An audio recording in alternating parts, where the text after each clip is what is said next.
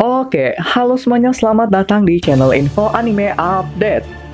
Episode ke-7 dari anime Kaiju nomor 8 dibuka dengan Ichikawa dan Iharu tengah bertugas eksplorasi. Tapi di tengah ekspedisi, mereka malah bertemu seorang petugas pembersih kaiju. Awalnya, Iharu sempat dibuat bingung akan perkataan dari petugas ini. Tapi tiba-tiba petugas ini malah mengangkat jari telunjuknya, membentuk suatu gelembung, dan saat gelembung itu dilepaskan, gelombang energinya mengenai tubuh Iharu, lalu melukainya. Dan ternyata petugas ini adalah seorang kaiju yang tengah menyamar jadi manusia. Ichikawa dan Iharu begitu kaget, lalu mereka juga menganalisa bahwa mungkin saja inilah sosok kaiju yang saat itu mampu mengalahkan Shinomiya. Dan saat Ichikawa hendak melapor mengenai penampakan dari kaiju ini, tiba-tiba sinyal di dalam teleponnya mengalami sebuah gangguan.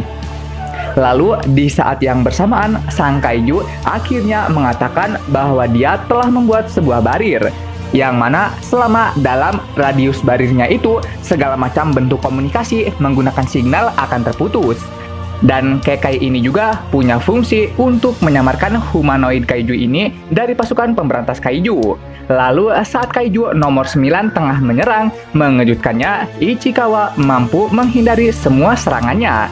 Dan ternyata alasan Ichikawa bisa menghindari serangannya dikarenakan dia sebelumnya pernah mendapati sebuah info dari Kikoru. Lalu saat Ichikawa menyuruh Iharu untuk pergi dan melapor, Iharu malah bandel. Alhasil berkat keegoisannya itu malah hampir saja membuat dirinya dan Ichikawa berada dalam bahaya. Sadar karena kehadirannya di sini hanya akan menjadi beban, Iharu pun akhirnya pergi. Setelah Iharu pergi, Ichikawa mulai merasakan perasaan takut. Akan tetapi, berkat tekadnya yang kuat, akhirnya Ichikawa pun mampu mengatasi ketakutannya dengan maju ke depan untuk melawan nomor 9. Lalu adegan kemudian beralih dengan menampilkan sisi Iharu yang tengah berjalan untuk pergi. Di sini, Iharu merasa bahwa dirinya menyedihkan karena selalu saja berada di posisi orang yang dilindungi. Dia juga merasa kesal dengan Ichikawa yang bisa-bisanya gitu, malah memberi kesan bahwa dirinya telah berada di next level. Lalu adegan beralih kembali dengan melihat Ichikawa yang tengah fokus menembaki nomor 9. Tapi mengejutkannya, si nomor 9 ternyata punya kemampuan bergerak secepat kilat dan tanpa sadar sudah berada di depan Ichikawa. Ichikawa siap siaga untuk menembak, tapi nomor 9 malah mengeluarkan senjata andalannya. Untungnya serangan itu berhasil dihindari berkat Iharu yang kembali. Singkat cerita, Iharu dan Ichikawa akhirnya memulai dengan serangan combo.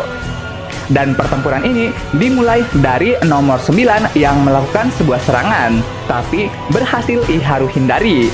Dan Iharu juga sempat melakukan serangan balasan, lalu membuat nomor 9 berhenti sementara akibat peluru petir. Kemudian di saat nomor 9 terhenti, di saat itulah Ichikawa akhirnya bersiap untuk melakukan serangan versi yang full power.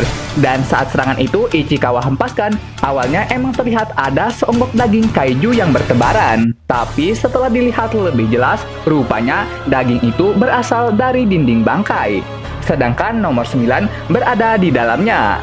Dan yang terjadi selanjutnya, Ichikawa akhirnya terkapar akibat serangan dari kaiju. Karena Ichikawa telah kalah, Iharu berniat membantunya. Tapi yang terjadi, semua serangannya malah berhasil ditangkis semua oleh nomor 9. Melihat Ichikawa disiksa nomor 9, Iharu kembali berniat untuk membantu. Tapi sialnya, tembakan yang dia pegang malah kehabisan amunisinya. Di saat Iharu yang pasrah tengah memohon pada dewa maupun iblis sambil menangis, di saat itulah nomor 9 berniat untuk mengakhiri segalanya. Begitulah niat awalnya, akan tetapi secara mengejutkan malah muncul sosok Venom yang tepat berada di sebelah kanannya. Foto, sang pahlawan akhirnya tiba juga. Saat nomor 9 menoleh ke belakang, saat itulah dia mendapati pukulan keras dari sang Venom, hingga membuat kepalanya terpisah dari badan. Setelah menghempaskan nomor 9, sosok Venom ini akhirnya mengangkat Ichikawa layaknya seorang pahlawan, lalu menaruhnya di tempat aman. Dengan tujuan agar duelnya bersama nomor 9 jadi leluasa. Setelah situasi dan kondisi telah memadai, yang artinya mereka bisa bebas mengamuk secara leluasa, akhirnya momen adu mekanik antara Venom versus Kaiju nomor 9 akhirnya dimulai. Sebelum duel dimulai, Ichikawa sempat berfirasat buruk bahwa nomor 9 menyembunyikan sesuatu. Dan firasat Ichikawa benar adanya, sebab tanpa diduga serangan yang nomor 9 lempar rupanya mampu menembus armor milik Kafka dan membuatnya muntah darah. Tapi ada tapinya nih, jadi ternyata alasan mengapa Kafka menerima serangan tadi tak lain bertujuan untuk ngepur. Waduh. Dan setelah testimoninya selesai, maka Kafka akan menggunakan kekuatan Venomnya berupa teriakan Founding Titan yang di dalamnya berisi petir hijau. Lalu melesat secepat kilat ke hadapan nomor 9 dan menghajar nomor 9 secara terus-terusan. Anjir, Mimin kira tadinya pas Kafka ngisi daya make petir terus teriak, ini tuh beneran serangan loh. Taunya abang Kafkanya malah maju ke depan.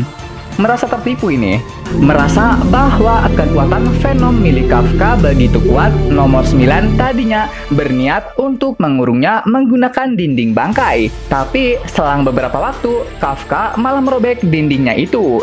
Dan setelah banyaknya menggunakan serangan beruntun, akhirnya serangan itu mampu juga menembus dinding bangkai dan langsung menghantam tubuh nomor 9. Dirasa ini adalah saatnya abang Kafka akhirnya menggunakan kekuatan Venom versi yang full power.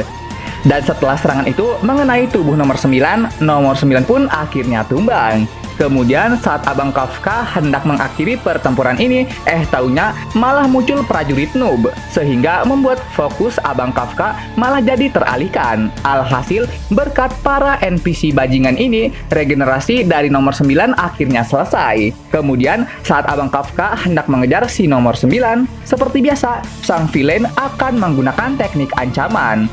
Haduh, apa-apaan coba kan? Datang bak pahlawan, taunya malah menjadi seorang beban. Bagus ya, bagus banget. Berkat kalian para noob sekalian, akhirnya Kaiju nomor 9 akhirnya pergi. Dan membuat dunia ini sekali lagi berada dalam ancaman teror kehancuran. Haduh. Dikarenakan musuh telah menghilang, abang Kafka akhirnya melarikan diri. Akan tetapi, pelariannya itu malah diketahui oleh wakil Kapten Hashina. Anjim, selain menjadi beban, para NPC tadi juga rupanya menjadi penyebab abang Kafka mendapati fitnah. Wah, dikambing hitamkan ini. Dan episode ke-7 dari anime Kaiju nomor 8 diakhiri dengan menampilkan momen adu mekanik antara Kafka versi Venom dengan wakil Kapten Hashina. Wah, akankah benar terjadi duel di antara keduanya? Untuk mengetahui jawabannya, sepertinya kita harus menunggu minggu depan. Oke, sekian pembahasan kali ini. Dan jangan lupa juga untuk menekan tombol like dan subscribe-nya ya. Biar Mimin ini lebih semangat lagi ketika membuat videonya.